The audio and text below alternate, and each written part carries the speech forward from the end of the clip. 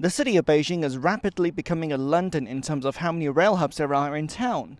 We used to have just one, now we've got 7. So, how do you get to your station, and where does your train leave from? Let's take a look at the 7 rail hubs we have so far for Spring Festival Peak Travel Season 2024. The Beijing Rail Hub is now officially huge, with mega stations such as Chunyun behind me part of the network. In the beginning, there was just Beijing Main Station. Then came Beijing West. Beijing South redone was next.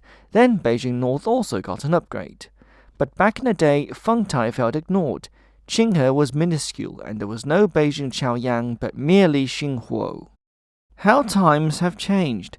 Beijing now has 7 rail termini, interestingly enough, including one that isn't actually an absolute terminus. The city is building its 8th terminus and might potentially have options for 2 more even further down the road. So like in London, is it St Pancras, Marylebone, Victoria, Charing Cross? Where you're going will mean you're probably assigned a specific railway station. Beijing's main station used to be a dead-end station, but has since been connected with a tunnel to Beijing West.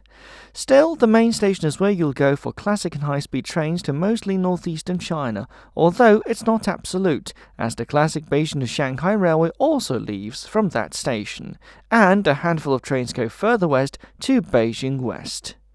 Pre-pandemic and pre-war, international trains also used to use this station to go to Mongolia, Russia, and North Korea.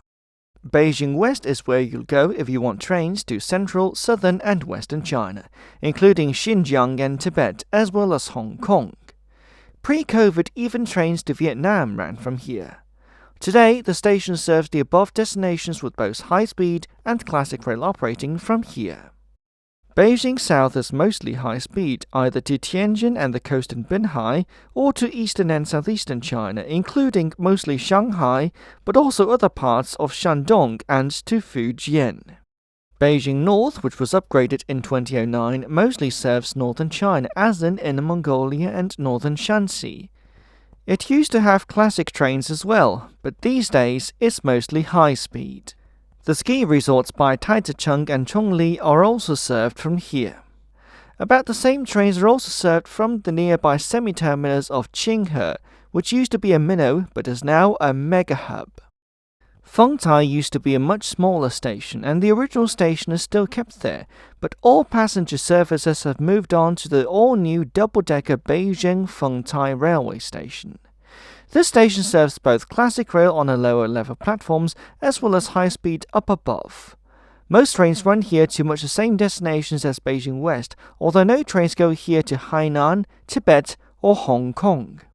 Beijing Chaoyang Station used to be an almost forgotten Xinghuo railway station, and how it has changed over the years. The present-day 13-platform station serves trains mostly to northeastern China, and is high-speed only.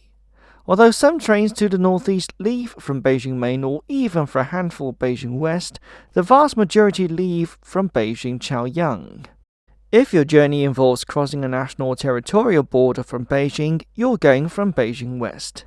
Trains there go either to Daxing Airport and further beyond to Xiong'an, or to Hong Kong West Kowloon, or via Kunming South to Laos.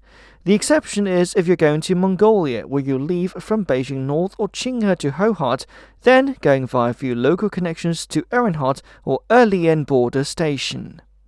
Gates at these termini usually close 5 minutes before departure, so it's a good idea to get there half an hour early. All are connected to the Beijing subway network except for Beijing Chaoyang, but that's getting its own subway line later this year as well.